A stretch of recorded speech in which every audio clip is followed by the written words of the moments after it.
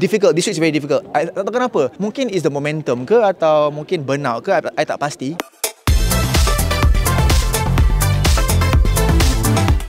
Okay, gempak bersama Izzat. So, congratulations for the second time dapat kedudukan yang pertama kan? So, apa perasaan Izzat? Sangat happy, sangat bersyukur and honestly memang terkejut kerana I tak tahu, I tak sangka yang I akan ranking number 1 lagi. You know, I think in every interview Izzat cakap that minggu kelima ni memang minggu yang amat sukar kerana lagu Korea, choreography Korea. You know, I tak fluent in dancing dan juga bahasa Korea of course. I memang use up 4 of my days in a week untuk belajar lagu Korea and the choreography. Ini pun choreography pun I cun-cun dapat like the best attempt for that choreography. And lagu solo Izzat pun Izzat only started to sing out loud hari Khamis. So the preparation tu very difficult. This week is very difficult. I tak tahu kenapa. Mungkin is the momentum ke atau mungkin burnout ke, I tak pasti. But it was quite difficult to delegate my brain. Do I focus on my group first or do I focus on my solo? Yang mana lagi penting, you know, that kind of thing. And kenapa aku tak dapat this choreo very easily? You know, I've been dancing since week 2 kan dengan group Prime. I tak tahu kenapa minggu 5 ni sangat susah untuk I dapat the steps. So it's either I burnout ke atau memang kena kacau ke, tak tahulah aku kan. Jadi memang I punya focus was to honestly macam if group I tak boleh score points, I nak kena score more points on my solo. Kerana kita divide kan 40% solo, 60%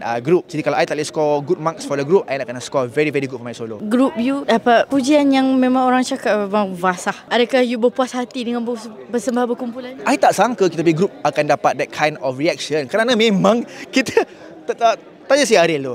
Kita memang tak sangka yang kita punya reaction was that good kerana kita macam like korang serius lah, kita ni macam did a good job kerana kita memang our heads like guys, you know, kita just go out there have fun, show personality, show attitude. Lirik kalau salah hembus je, that kind of thing. Kita memang berharap sangat that kita a decent job lah actually. Tapi nampak reaksi daripada juri, kita macam like wow, kita pass.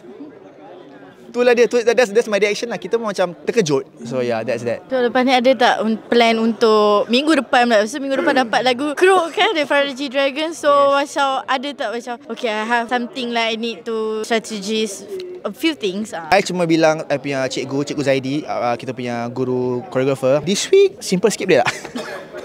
Tak lah. Okay, so kita baru saja habis minggu 5. Kita will eventually start planning, you know, when we wake up for our content shoots. Jadi harap-harap next week will be a much more fluent process. Doakan kita akan cuba our hardest to do a good job.